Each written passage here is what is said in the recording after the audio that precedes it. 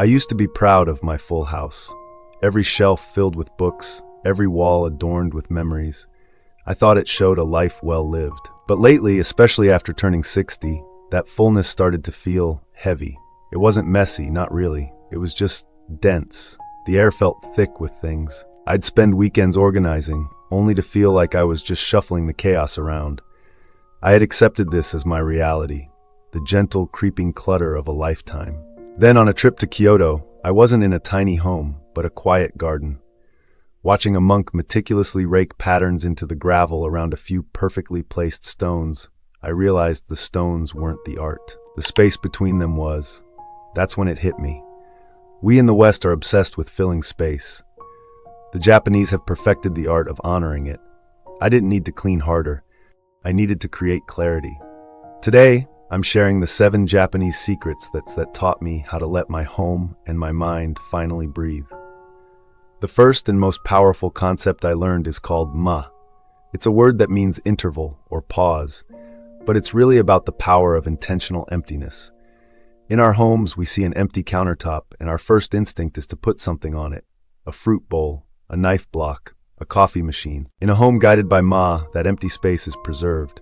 It's a place for the eyes and the mind to rest. This isn't about sterile minimalism. It's about letting the things you do have shine. When you clear your surfaces, that one beautiful ceramic bowl isn't just a bowl anymore. It's a piece of art. Applying ma is the first step. It's a mindset shift from what can I add to what space can I create. In Japan, the entryway is called the genkan. It's a sacred boundary. Here you remove your shoes, leaving the dirt and stress of the outside world behind. But the genkan is more than a mudroom. It's a mindset. I realized my home's chaos started the second I walked in the door. Mail on the counter, shoes kicked into a corner, my bag dropped on a chair.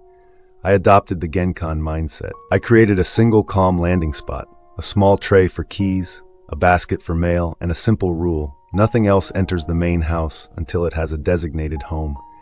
This simple habit stops clutter before it even starts. Your doorway becomes a guardian of your home's peace.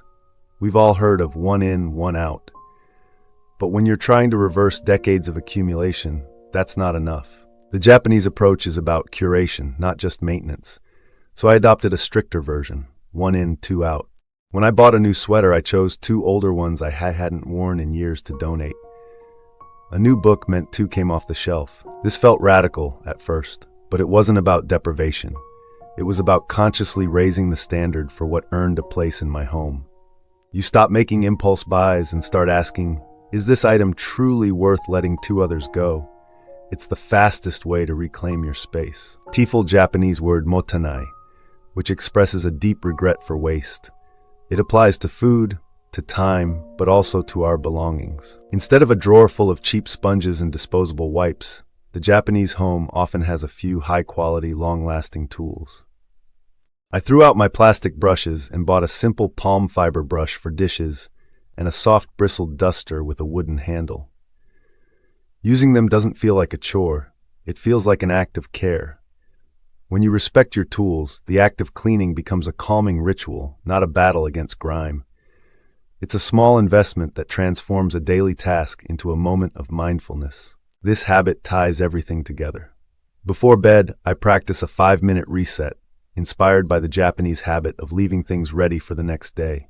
It's not cleaning. It's closing the day with intention. I wipe the kitchen counters, put away the remote, and fold the blanket on the sofa. I walk into each room and return it to a state of calm. It takes less than 5 minutes, but the psychological effect is profound. You're not just tidying up, you're telling yourself, this day is complete. And the gift you give your future self, waking up to a peaceful, orderly home, is priceless. It sets the tone for a calmer tomorrow. My home is no longer full, it's fulfilling. It didn't require a massive overhaul or endless weekends of exhausting work. It required a shift in perspective, from chasing mess to cultivating peace, from filling space to honoring it. You don't need to move to Japan to find this calm. It's waiting for you, right there, under the pile of mail on your counter or in the back of a drawer you haven't opened in years. Start with one thing. Don't try all 7 habits at once. Just choose one. Maybe it's creating a landing strip by your door, or choosing 2 old coffee mugs to let go of. If this idea of creating space brought you a little peace today, please consider liking this video and subscribing for more ways to live a calmer, more intentional life. Let me know in the comments below, which one habit will you try first? Because the journey to a peaceful home doesn't start with a cleaning spree. It starts with one gentle, intentional breath.